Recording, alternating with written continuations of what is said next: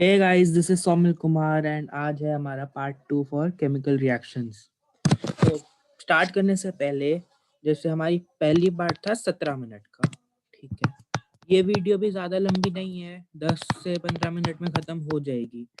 तो मतलब आप यही सोच रहे होगे कि चैप्टर है 10th का, बोर्ड क्लास है, इम्पॉर्टेंट चैप्टर है, केमिस्ट्री का बेसिक है एकदम। सिर्फ 30 मिनट्स में मैंने पूरा चैप्टर पढ़ा दिया। या तो मैं कुछ मिस कर रहा हूँ या मैं गलत पढ़ा रहा हूँ, तो ऐसा नहीं है। ऐसा ज़रूरी नहीं होता कि मतलब मैं कोई चैप्टर है बेसिक सा, उसको कोई चैनल पे लोग 3-3 घंटे पढ़ा रहे हैं जब उसकी कोई नीड भी नहीं है। उससे वो चीज़ें यूज़ भी नहीं होंगी, ना कभी फ्यूचर में काम आएँगी, ना समझने के लिए इम्पोर्टेंट है। मैं वो सब कवर कर दूँगा जो आपके पेपर में आएगा, जो पता होना चाहिए, जो समझने के लिए इम्पोर्टेंट है। सब कवर होगा मेरी क्लास में, तो इसकी कोई टेंशन लेने वाली बात नहीं है। बस ये जो समझाने के बाद आपका पढ़ने का काम बहुत ज़्यादा होगा मेरी क्लास के बाद। अगर मेरी क्लास के बाद आपने क्वेश्चंस सॉल्व नहीं करे तो वो इफ़ेक्ट नहीं होगा। इसके बाद मैं एक प्रॉब्लम सॉल्विंग क्लास भी रखूँगा, इसके लिए पार्ट 3 हो जाएगा वो। उसमें मैं बोर्ड के प्रीवियस ईयर वाले सारे क्वेश्चंस करवा दूँगा कि कैसे क्वेश्चंस आते हैं, वो सब बता दूँगा। उसके अलावा आपको अपनी प्रैक्टिस करनी बहुत ज़रूरी है। 1 घंटा भी कर दोगे ना इस चैप्टर को अगर क्वेश्चंस मेरे पढ़ाने के बाद, तो ये फाइनलाइज़ हो जाएगा। तो चलो आज की क्लास स्टार्ट करते हैं। तो पिछली क्लास में हमने न डिकम्पोजिशन रिएक्शन तक पढ़ लिया था। आज हमें स्टार्ट करना था डिस्प्लेसमेंट रिएक्शन। उससे पहले मैंने 2-3 क्वेश्चंस लिए हैं बैलेंसिंग के ऊपर। तो पहले वो देख लेते हैं, उसके बाद हम डिस्प्लेसमेंट रिएक्शन से स्टार्ट करते हैं। ठीक है। तो डिकम्पोजिशन रिएक्शन नहीं ले रहा हूँ मैं, एक KClO3 होता है, कंपाउंड है। उसको मैंने हीट करा तो मेरा बना KClO plus O2, KCl plus O2। एक सेकंड, हाँ, KCl प्लस O2 ये फॉर्म हो गया। अब इस रिएक्शन को बैलेंस करना है। फर्स्ट ऑफ ऑल ये है कौन सी रिएक्शन, डिकम्पोजिशन रिएक्शन का एग्जांपल है, क्योंकि रिएक्टेंट साइड पे कितने हैं, एक, प्रोडक्ट साइड पे कितने हैं, एक से ज्यादा। ये हो तो गई अपनी डिकम्पोजिशन। स्टार्ट करो बैलेंसिंग, वीडियो को पॉज करके स्टार्ट करो। ठीक है, कर लिया ट्राई। ठीक है, अब मेरे आंसर देखते हैं स्टेप बाय स्टेप। कितने कंपाउंड्स हैं इसमें, कितने एलिमेंट, एक K है, C है, Cl है सॉरी, और O है। ये 3 चीजें हैं बस, और कोई एलिमेंट इसमें नहीं है। पहले K को देखो, लेफ्ट में कितने K हैं, एक, यहाँ पे एक है ना, यहाँ पे भी एक, K तो बैलेंस है। क्लोरीन पे आ जाओ, Cl लेफ्ट में एक, राइट में भी एक, ये भी बैलेंस है। O लेफ्ट में कितने हैं, 3, राइट में कितने हैं, 2। दिक्कत हो गई ना, करना पड़ेगा। अब क्या करें, अब मैंने अगर मान लो यहाँ पे लगाया 2, यहाँ पे हो गए 4, अभी भी मैं यहाँ पे 3 है, ये भी दिक्कत है। अब और सोचो और सोचो, ऐसा कुछ कि मल्टीपल्स बन जाए जिससे दोनों तरफ मैं कुछ इंटू कर दूं। अगर मैं राइट साइड में लगा दूंगा 3, तो 3 × 2 कितना हो गया, 6 ऑक्सीजन हो गए यहाँ पे रिएक्टेंट साइड में।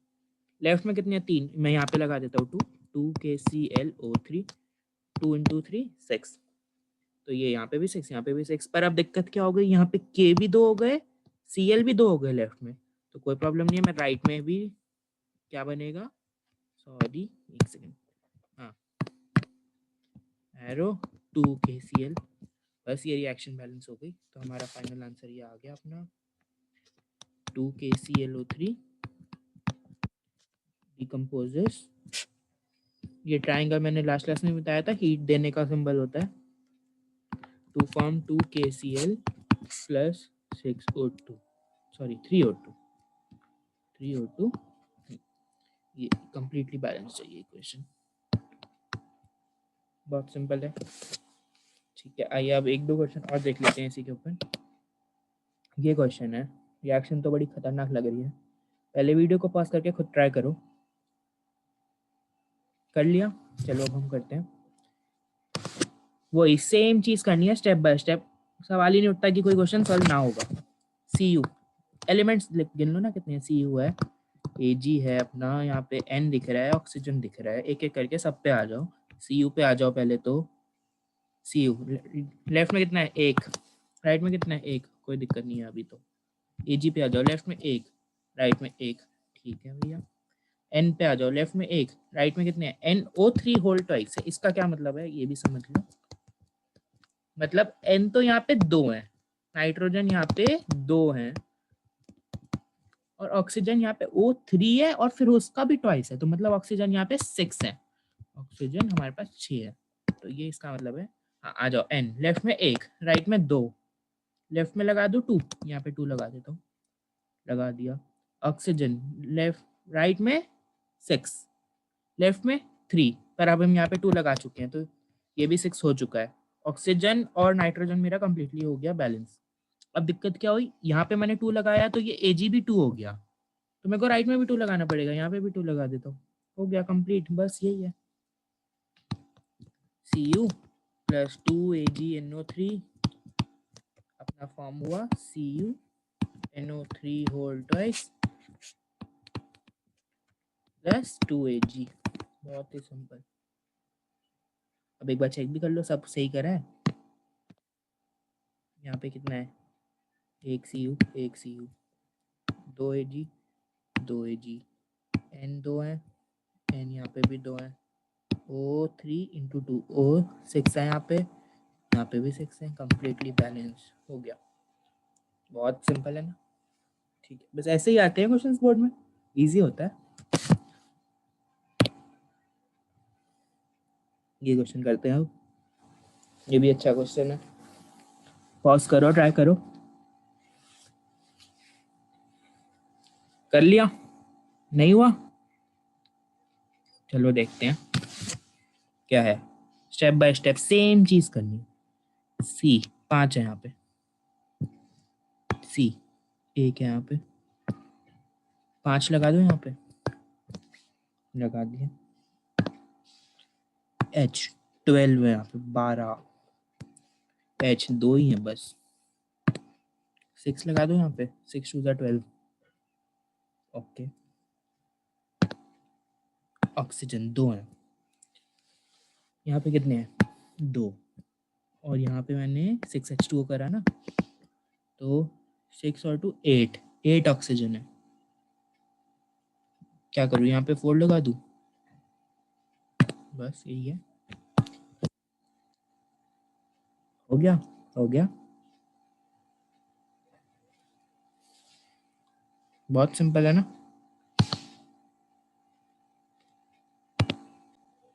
एक मिनट यार,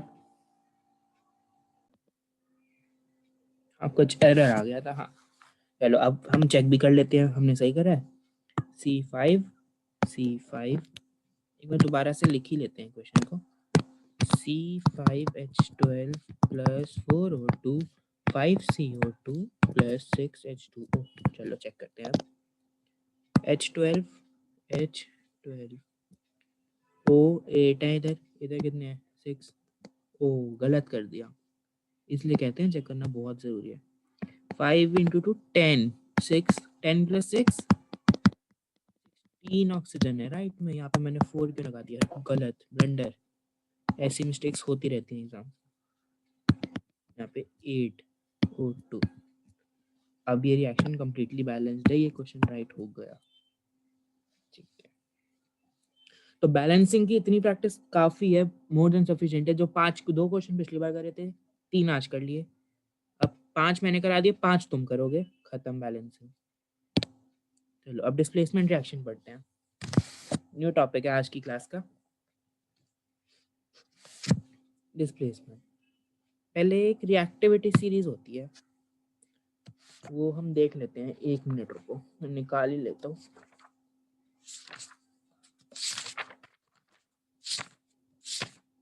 ये एनसीईआरटी में इनको फर्स्ट चैप्टर में देनी चाहिए, बट दे नहीं रखी। हाँ, तुम्हारी एनसीईआरटी में ये दे रखी है मेटल्स एंड नॉन मेटल्स में, पेज नंबर 45 पर। पेज नंबर 45 से क्या है? के। अभी सब बताऊंगा क्या है, सुनते रहो बस। NaCa Mg AlZn Fe Pb hydrogen. अब यहाँ पे लिख देते हैं कैसा सा एरो बना है यार। और अगर कुछ मिस हो रहा है तो पीडीएफ तो मिल ही जाएगा आपको डिस्क्रिप्शन में, जैसा भी है। H हाइड्रोजन, उसके बाद Cu, Hg, Ag, Au, ये है। क्या है ये? मतलब कि ये सबसे ज्यादा मोस्ट रिएक्टिव एलिमेंट है और ये डिक्रीजिंग ऑर्डर में है, मतलब ये Na K से कम रिएक्टिव है, Ca Na से कम रिएक्टिव है, ये डिक्रीजिंग ऑर्डर में रिएक्टिविटी, H के बाद Cu ऐसे। तो ये बहुत जरूरी है, हमें पता होना चाहिए, याद करना चाहिए। तो हम याद करने की भी इसे ट्रिक बताता हूँ, मैंने अपने टाइम पे कैसे याद करी थी। के से काली नाथ का माली आलू जरा फीके पकाता है, कौन है आगे आओ। बहुत सिंपल है, दोबारा सुन लेना, याद हो जाएगा एक बार में। ठीक है, तो अब डिस्प्लेसमेंट रिएक्शन होता क्या है। एक रिएक्शन ले लेते हैं कोई सी भी, जैसे Zn प्लस H2SO4। आपने एक बीकर लिया, उसमें मैंने डाला Zn के क्रिस्टल्स डाल दिए जिंक के, उसमें मैंने डाल दिया सल्फ्यूरिक एसिड। तो अब क्या होगा, यही पढ़ना है हमें इसमें, डिस्प्लेसमेंट रिएक्शन में। Zn जो है यहाँ पे H2 से ज्यादा रिएक्टिव है या कम रिएक्टिव है। अब देख लो, रिएक्टिविटी सीरीज H यहाँ है, Zn ऊपर है, मतलब Zn ज्यादा रिएक्टिव है। तो Zn H2SO4 में H2 को हटा देगा और Zn अपनी उसकी जगह ले लेगा, H2 को डिस्प्लेस कर देगा। फॉर्म क्या हो जाएगा, ZnSO4 प्लस हाइड्रोजन अपना अलग हो गया, उसको बाहर फेंक दिया इसने, क्योंकि ये उससे ज्यादा स्ट्रांग है Zn। समझ आ रही है बात। जो भी एक more reactive element less reactive element को उसकी जगह से हटा के उसकी जगह ले लेगा, और जो लेस रिएक्टिव एलिमेंट होगा, जो इस केस में हाइड्रोजन है, वो साथ में रिलीज हो जाएगा। बस यही है डिस्प्लेसमेंट रिएक्शन। दोबारा से एक एग्जांपल और, कुछ भी ले सकते हैं, कुछ भी इसमें से कोई भी तुम मोर रिएक्टिव एलिमेंट और लेस रिएक्टिव एलिमेंट का सॉल्यूशन ले लो। कहते हैं Fe प्लस CuSO4। अब देखो Fe ज्यादा रिएक्टिव है या Cu। Fe यहाँ पे है, Cu तो बहुत नीचे है, नीचे नीचे नीचे। ठीक है, अब हमें पता है Fe क्या करेगा, CuSO4 को डिस्प्लेस कर देगा, Cu हट जाएगा इसमें से, तो बन जाएगा अपना FeSO4 plus Cu separately release हो गया। बस यही है डिस्प्लेसमेंट रिएक्शन। ठीक है, अच्छा अब एक केस करते हैं, अगर ये उल्टा हो गया तो क्या होगा। मैंने बोला यहाँ पे है Cu प्लस FeSO4। अब यहाँ पे केस क्या है कि Cu FeSO4 से कम रिएक्टिव है, Fe से कम रिएक्टिव है Cu, ये डिस्प्लेस नहीं कर पाएगा, रिएक्शन टेक प्लेस ही नहीं होगा।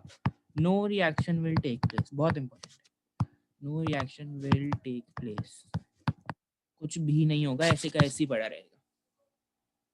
समझ आ रही है बात। ठीक है,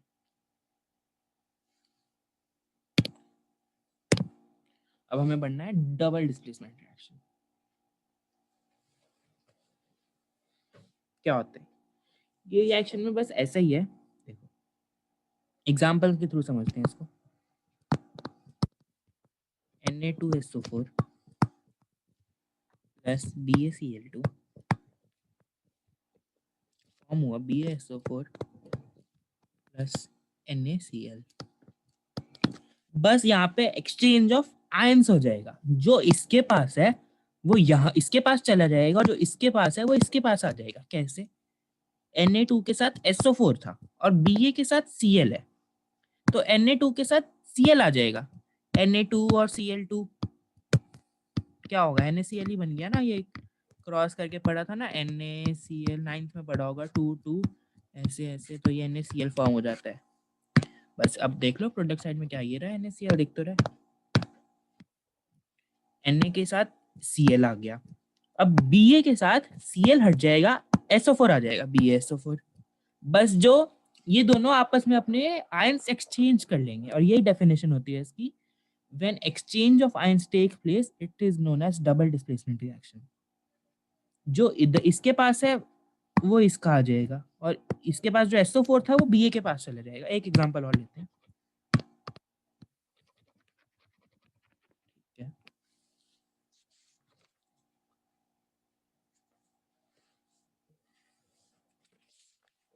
एग्जांपल और कौन सी रिएक्शन ले सकते हैं? सोचो सोचो। H2SO4 की लेते हैं, सल्फ्यूरिक एसिड। H2SO4 क्या ले लें? BaCl2 ही ले लेते हैं, या फिर हम ये ले AgNO3 यही लेते हैं, कुछ भी ले सकते हैं। अब खुद सोचो, जो इसके पास है H2 है, यहाँ पे H2 के साथ SO4 है, Ba के साथ Cl2 है, H2 के साथ Cl2 आ जाएगा, Ba के साथ SO4 आ जाएगा, H2 के साथ Cl2 मतलब HCl फॉर्म हो गया अपना यहाँ पे, HCl प्लस Ba के साथ SO4 आ जाएगा, BaSO4 फॉर्म हो गया, रिएक्शन कंप्लीट हो गई। समझ आ रही है? बहुत अच्छी। बस टाइप्स ऑफ रिएक्शन हमारा कंप्लीट हो गया। अब हमें पढ़ना है ऑक्सीडेशन एंड रिडक्शन, बहुत इंपॉर्टेंट टॉपिक है। क्या होता है ऑक्सीडेशन? थोड़ा थोड़ा मतलब से समझ आ रहा है। ऑक्सीडेशन, ऑक्सीजन आ गया, ऑक्सीडेशन ऑक्सीजन ऐड हो रहा है, ऐसा कुछ समझ सकते हैं। ये भी एग्जांपल से समझते हैं। पहले बता दो, जिस भी रिएक्शन में यहाँ रिएक्टेंट साइड पे ऑक्सीजन नहीं है और प्रोडक्ट साइड पे ऑक्सीजन आ जाए तो हम कहेंगे oxidation has taken place. Addition, conditions लिखते हैं, लिखो लिखो अच्छे से लिखो, ऊपर थोड़ा सा और जगह बन गई। कंडीशंस फॉर ऑक्सीडेशन, दो चीजें होती हैं, हमने एक तो पढ़ ली, एडिशन ऑफ ऑक्सीजन, ऑक्सीजन नहीं था ऑक्सीजन आ गया, हमने बोल दिया ऑक्सीडेशन हैज टेकन प्लेस। या फिर रिमूवल ऑफ, क्या हो सकता है? हाइड्रोजन, हाइड्रोजन था रिएक्शन में, रिएक्टेंट साइड पे, अब प्रोडक्ट साइड में नहीं है, हाइड्रोजन हट गया मतलब ऑक्सीडेशन हो गया। ठीक है, इन दोनों में से कोई भी एक चीज हो रही है तो हम बोलेंगे ऑक्सीडेशन हो रहा है। एग्जांपल देखते हैं, Cu कॉपर प्लस O2 बना CuO। बैलेंसिंग साथ साथ कर लो, बहुत जरूरी है। आदत डालना कि रिएक्शन लिखी तो बैलेंस लिखे, मैंने अभी नहीं करा है पर तुम जो भी लिखना बैलेंस लिखना। जैसे ये पीछे भी बैलेंसिंग वाली हैं जो भी है, ये डबल डिस्प्लेसमेंट का एग्जांपल, ये सब भी बैलेंस करके लिखनी होनी चाहिए हमेशा, वरना इसके भी मार्क्स कटते हैं। ठीक है, अब यहाँ पे देखो, Cu के पास ऑक्सीजन है? नहीं है। यहाँ पे Cu के पास ऑक्सीजन आ गई, ऑक्सीडेशन हैज टेकन प्लेस। बहुत ही सिंपल, बस यही होता है ऑक्सीडेशन।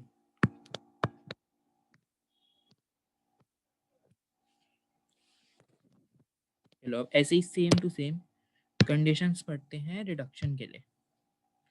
एक मिनट यार, ये हटेगा कैसे?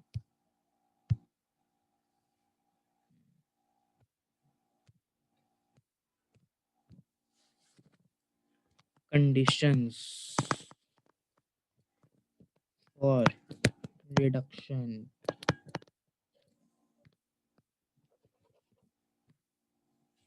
इसमें भी दो ही कंडीशन है वैसे के वैसे ही, सेम उसका उल्टा कर दो। वहां पे एडिशन ऑफ ऑक्सीजन था, यहाँ पे removal of oxygen, removal of oxygen या फिर एडिशन ऑफ हाइड्रोजन। बहुत सिंपल, एडिशन ऑफ हाइड्रोजन,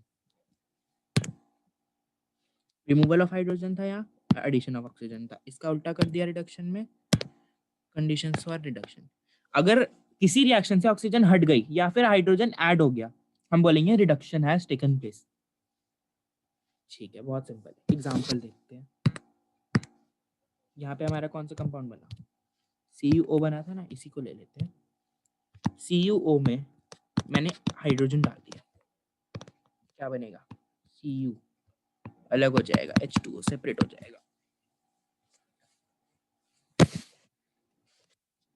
यहाँ पे क्या है, Cu के पास ऑक्सीजन है, दिख रही है। यहाँ पे Cu के पास ऑक्सीजन है, नहीं है, रिमूवल ऑफ ऑक्सीजन हो गया। क्या बोलेंगे, रिडक्शन हैज टेकन प्लेस। समझ आ गया, आ गया। अच्छा, एक चीज और पढ़ते हैं। अगर मैंने बोला, एक रिएक्शन ली मैंने, Cu तो अच्छा ये वाली ले ली, H2 फॉर्म हुआ मेरा, Cu प्लस H2O। Cu से, एक मिनट, Cu यहाँ से, ये क्या हो रहा है अपना, रिडक्शन, रिमूवल ऑफ ऑक्सीजन हो रहा है ना, यहाँ पे रिडक्शन हो रहा है, ठीक है। अब इसको देखो, H2 यहाँ पे और यहाँ पे देखो, H2 के पास ऑक्सीजन है, नहीं है, और यहाँ पे क्या है, यहाँ पे क्या हो रहा है, एडिशन, ऑक्सीडेशन, सॉरी ऑक्सीडेशन। अब इस रिएक्शन में तो ऑक्सीडेशन भी हो रहा है, रिडक्शन भी हो रहा है, दोनों जब साइमल्टेनियसली टेक प्लेस होंगे तो उस रिएक्शन को हम बोलेंगे रिडॉक्स रिएक्शन। समझ आ रही है, रिडॉक्स रिएक्शन बहुत इंपॉर्टेंट है, पूरा चैप्टर है 11वीं में इसके ऊपर।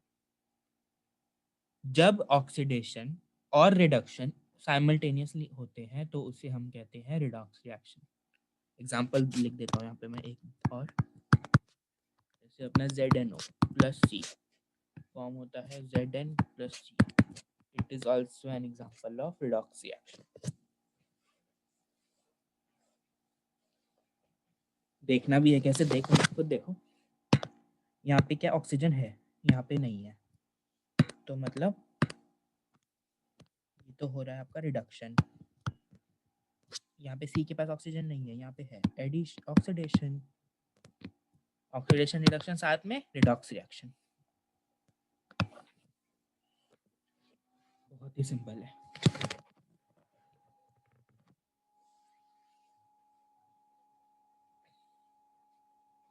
एक मिनट यार, पानी पी लूं।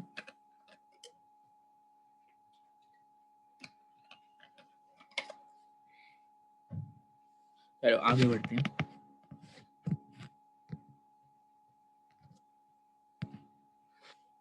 अब कोरोजन और एसिडिटी, लास्ट टॉपिक है चैप्टर का। ये मैंने पैराग्राफ एनसीईआरटी से ही लिया है, बस ये छोटे छोटे 2 पैराग्राफ है, तुम खुद ही रीड करोगे तो सारा समझ आ जाएगा, इसमें बताने वाला कुछ भी नहीं है। यहाँ पे मैंने डाल दिया है, तो मैं एनसीईआरटी ना खोलनी पड़े, वीडियो पॉज करके रीड करो एक बार, मैं भी बात करूंगा इसके ऊपर। चलो रीड करो।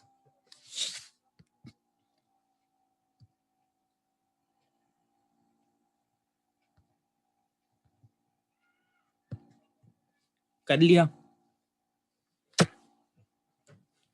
चलो साथ में रीड करते हैं। क्या क्या, You must have observed that iron particles are shiny when new, but get coated with reddish brown powder.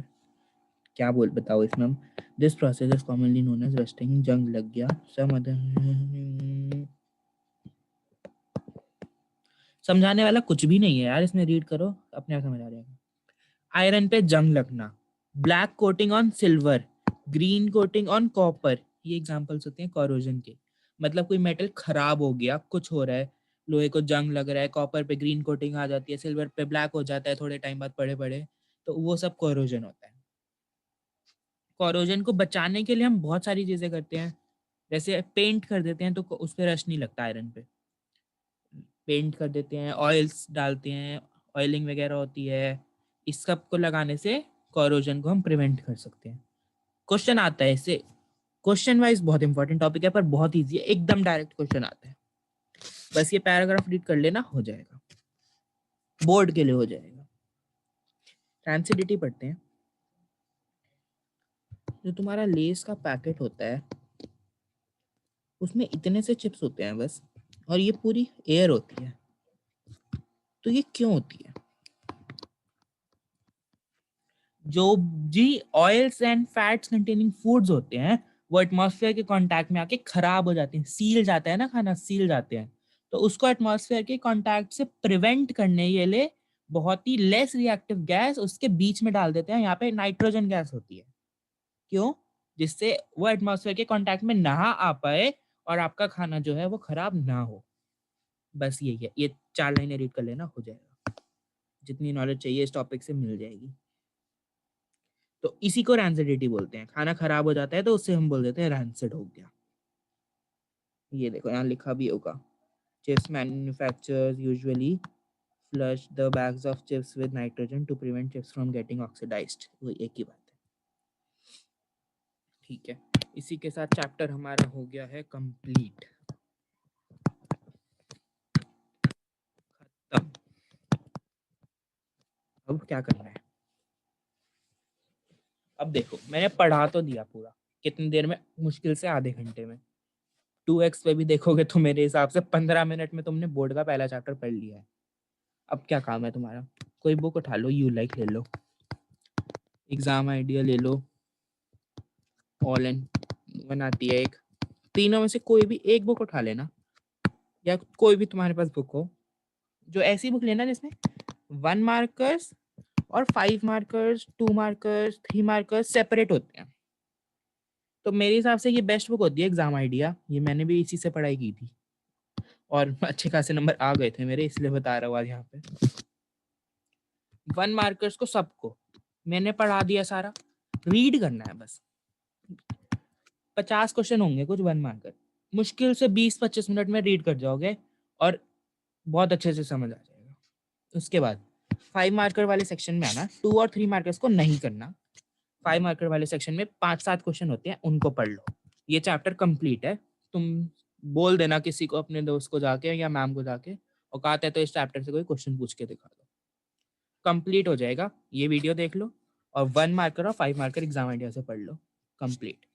बस एक प्रॉब्लम सॉल्विंग क्लास मैं लूंगा, अगर पार्ट 3 1-2 दिन में रिलीज हो जाएगी, वो भी वीडियो कल तक ही करवा दूंगा। उसमें मैं सारे इंपॉर्टेंट क्वेश्चंस डिस्कस करूंगा कि बोर्ड में क्या आएगा इस चैप्टर से, वो ही आएगा। तो बस आज के लिए यहीं पे ही ख़त्म करते हैं। Thank you.